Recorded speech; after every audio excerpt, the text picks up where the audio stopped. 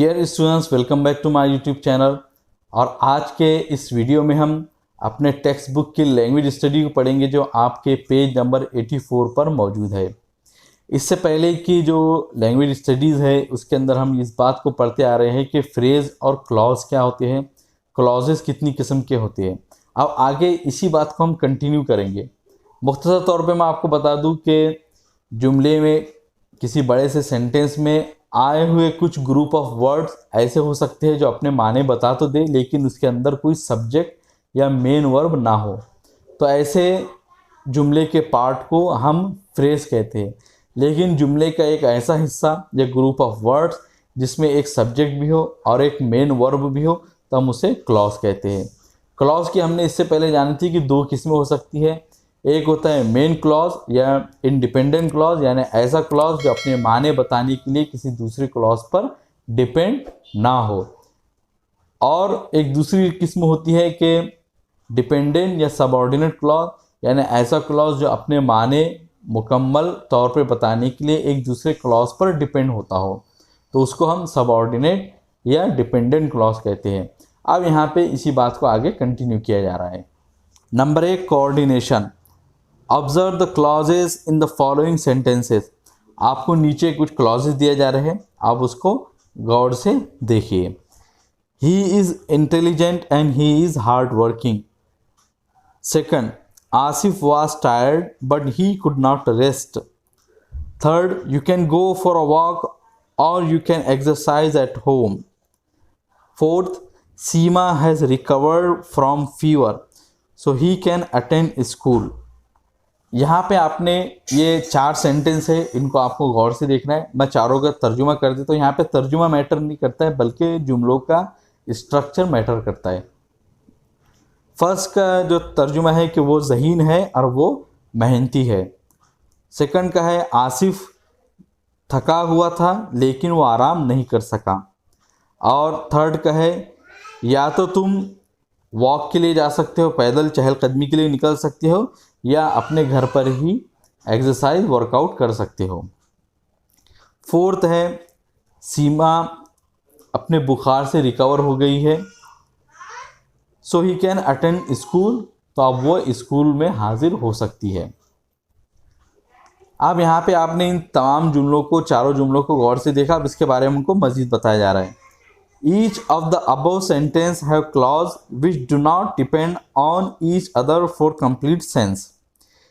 यहाँ पे जितने जुमले आए हैं तो उसके अंदर 2-2 क्लॉजेस है, लेकिन कोई भी क्लॉज अपने माने मुकम्मल करने के लिए किसी दूसरे क्लॉज पर डिपेंड नहीं कर रहा है, मुनहसिर नहीं हो रहा है। दे आर कॉल्ड इंडिपेंडेंट और कोऑर्डिनेट क्लॉजेस। तो इनको क्या कहा जाता है? इंडिपेंडेंट या कोऑर्डिनेट क्लॉजेस कहा जाता है। यहाँ पे अब एक और इंडिपेंडेंट क्लॉज के बारे में हमको एक और टर्म मालूम हो रही है, वो है कोऑर्डिनेट क्लॉजेस। यानी ऐसे क्लॉजेस जो अपने माने बताने के लिए किसी दूसरे क्लॉज पर डिपेंड ना हो, मुनहसिर ना हो, तो हम उनको क्या कहते हैं? इंडिपेंडेंट क्लॉज कहते हैं या फिर कोऑर्डिनेट क्लॉजेस कहते हैं। They are joined by conjunctions like and, but और सो। अब यहाँ पे हम देख रहे हैं कि ये 2-2 क्लॉजेज आए हैं, हर जुमले में 2 क्लॉज आए हैं। दोनों अपने माने बताने के लिए किसी दूसरे क्लॉज पर डिपेंड नहीं कर रहे हैं, लेकिन उन दोनों क्लॉजेस को जोड़ने के लिए एक लफ्ज़ आ रहा है, तो उस लफ्ज़ को हम क्या कहते हैं? कंजक्शंस। इनको कंजक्शंस के साथ, कंजक्शन के ज़रिए जोड़ा जा रहा है। वो कंजक्शन क्या है? एंड, बट और सो। So conjunctions are called coordinator। Such conjunctions यानी इस तरह के जो conjunctions आते हैं जो 2 इंडिपेंडेंट क्लॉजेस को या कोऑर्डिनेट क्लॉजेस को जोड़ने का काम करते हैं, तो उन्हें क्या कहा जाता है? कोऑर्डिनेटर्स कहा जाता है।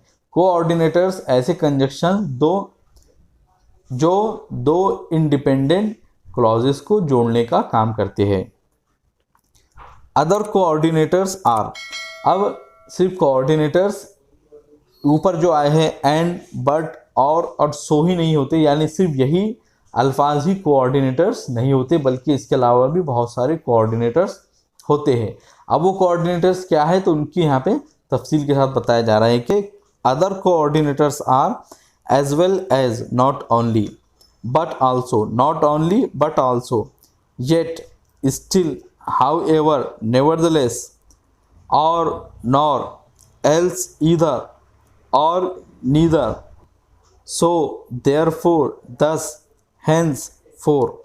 तो ये तमाम अल्फाज जो भी आए हैं तो ये सब के सब कोऑर्डिनेटर बन के जुमले में आ सकते हैं, यानी इनका काम जुमले में ये होगा कि ये दो इंडिपेंडेंट क्लॉजेस को जोड़ दें।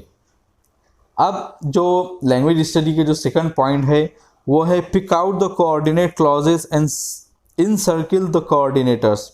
अब आपको क्या करना है, इस सेकंड पार्ट में आपको कुछ जुमले दिए गए हैं, तो उसके अंदर आपको क्या करना है कि जो क्लॉजेस आ रहे हैं, जो कोऑर्डिनेट क्लॉजेस आ रहे हैं, तो उनको आपको निशानजद करना है, और जो कोऑर्डिनेटर्स जुमले में आए हुए तो उनको सर्किल करना है, यानी उनके इर्द गिर्द आपको दायरा बनाना है। फर्स्ट है she bagged a silver medal and she found a place in the national team, के उसने एक सिल्वर मेडल जीता और नेशनल टीम में जगह पाई। तो यहाँ पे she bagged a silver medal एक इंडिपेंडेंट क्लॉज हो गया, एंड जो हो गया कोऑर्डिनेटर हो गया, और उसके बाद का जुमला है she found a place in the national team, ये एक कोऑर्डिनेट या डिपेंडेंट क्लॉज हो गया।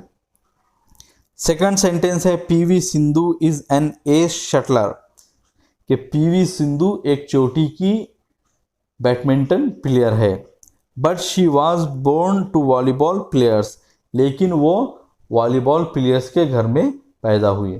तो यहाँ पे PV Sindhu is an ace shuttler, ये एक इंडिपेंडेंट या कोऑर्डिनेट क्लॉज हो गया, बट कोऑर्डिनेटर हो गया, और उसके बाद she was born to volleyball players, ये एक दूसरा इंडिपेंडेंट क्लॉज हो गया या कोऑर्डिनेट क्लॉज हो गया।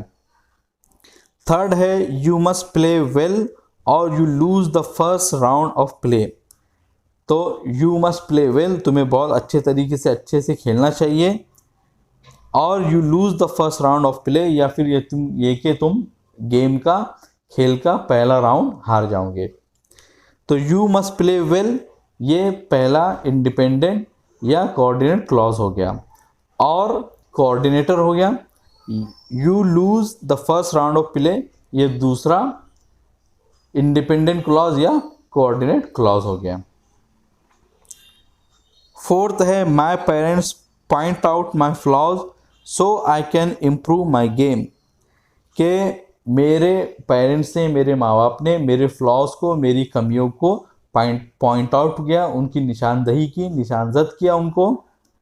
सो I can improve my game, ताकि मैं अपने गेम को, अपने खेल को मज़ीद बेहतर कर सकूँ। So my parents point out my flaws, तो ये हो गया पहला इंडिपेंडेंट या कोऑर्डिनेट क्लॉज, सो हो गया कोऑर्डिनेटर, और आई कैन इम्प्रूव माई गेम ये हो जाएगा दूसरा इंडिपेंडेंट क्लॉज या कोऑर्डिनेट क्लॉज। तो आज की लैंग्वेज स्टडी में हमने सीखा कि कभी कभी जुमलों के अंदर, एक या बड़े से सेंटेंस के अंदर दो या दो से ज़ायद ऐसे क्लॉजेज आ सकते हैं जो एक दूसरे पर अपने माने बताने के लिए डिपेंड नहीं होते। तो इस तरह के क्लॉजेस को हम इंडिपेंडेंट क्लॉजेस कहते हैं या कोऑर्डिनेट क्लॉजेस कहते हैं। दो इंडिपेंडेंट क्लॉजेस को या कोऑर्डिनेट क्लॉजेस को जोड़ने के लिए जो अल्फाज आते हैं तो उन्हें हम कोऑर्डिनेटर कहते हैं। तो मुझे उम्मीद है कि आपको ये आसान सी लैंग्वेज स्टडी समझ में आ गई होंगी। अगर आप लोगों का कोई भी क्वेश्चन या सवाल हो तो ज़रूर पूछें। वीडियो पसंद आई हो तो उसे लाइक ज़रूर करें और हमारे चैनल को ज़रूर सब्सक्राइब करें। मिलेंगे आपसे अगली वीडियो में। अस्सलाम वालेकुम।